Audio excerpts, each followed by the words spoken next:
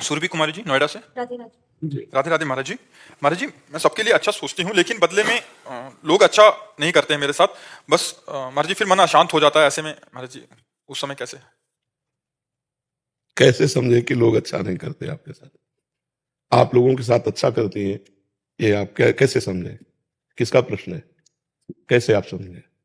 आप क्या लोगों के साथ अच्छा करती हैं और क्या आप लोग बदले में आपको बुरा करते हैं? आप बताइए। कभी किसी ने कुछ सुझाव मांगा या फिर जितना मुझसे हो पाया किसी के लिए मैंने किया, लेकिन आपको उस समय सोचना है। जब किसी का परोपकार किया जाता है तो सोचा जाता है भगवान ने हमें जो ज्ञान दिया वो मैंने आपको दिया, भगवान ने हमारे पास जो वस्तु दी उससे मैंने आपका सहयोग किया। धन से, बुद्धि से, शरीर के द्वारा, इन्हीं के द्वारा परोपकार होता है, वो भगवान के द्वारा दी हुई। तो हमें बदले में थैंक यू लेना नहीं है कि हमने आपको कुछ सेवा की, बाद में आप हमें धन्यवाद दें। ये परोपकार नहीं कहलाता, ये स्वार्थ कहलाता है। अब हम अच्छा किया, इसके बाद परिणाम में उससे हमें कुछ लेना नहीं।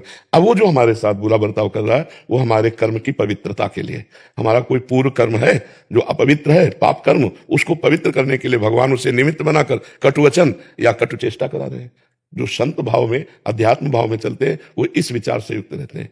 कबीरा निंदक नियरे राखे, आंगन कुटी छवाए, बिना साबुन बिना पानी निर्मल करे शोभाए। तो हमें बुरा तो नहीं मानना चाहिए। हाँ, जैसे तुम्हारा स्त्री शरीर है, अब कोई इस शरीर की तरफ गंदी बात देखे तो कानून है, फिर उसे कानून के द्वारा सहायता लेकर दंडित करना चाहिए, उसमें क्षमा नहीं करना चाहिए। जैसे मानो स्त्री शरीर है, अब कोई छेड़ रहा है, कोई परेशानी प्रकट कर रहा है, अब उसमें साधुता नहीं, अब सठे साठ्यम समाचरित, तो उसे कानून के हवाले कर दे।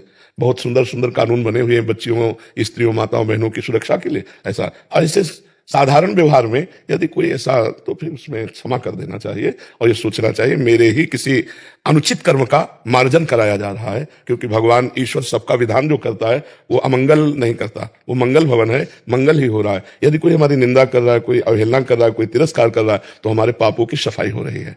सम्मानम कल्यात घोर गर्णम नीचापमानम सुधा, श्री राधा मुरलीधरो भज सके वृंदावन माते। श्रीपाद प्रबोधानंद जी कह रहे, सम्मान को सदैव विष के समान समझे, नीच पुरुषों द्वारा किए हुए अपमान को अमृत के समान समझे और राधा माधव का भजन करे। मनुष्य जीवन की सार्थकता का यही स्वरूप। हमें बुरा तब लगता है जब हम सम्मान चाहते हैं और सम्मान नहीं मिलता। आपको सम्मान दिया, आप हमें सम्मान दें, आपका हमने हित किया, आप हमें धन्यवाद बोलें। ये प्रायः मनुष्य के अहम की पुष्टता के लिए मांग होती रहती है और भगवान इसी का नाश करते रहते हैं। ताते करें कृपा निधि दूरी, सेवक पर ममता अति भूरी। तो आप भगवान की कृपा पात्र है। अगर कोई आपकी ऐसे अवहेलना करता है तो आप उसे सहो, अगर कोई सांसारिक भावना से छेड़ता है तो उसे कानून के हवाले करो, अपनी मस्ती में रहो। राधा राधा राधा नाम जप करते हो है? आप बस अपना हाँ, नाम जप करते हैं आप? करते हो पर नहीं करती। नहीं, करते रहिए, नाम जप और करते रहिए। बैठे बैठे क्या करोगे? ओवर थिंकिंग करोगे, डिप्रेशन में पहुंच जाओगे। मन को नाम जप में लगाओ, मन को अधिक से अधिक नाम जप में लगाओ, तभी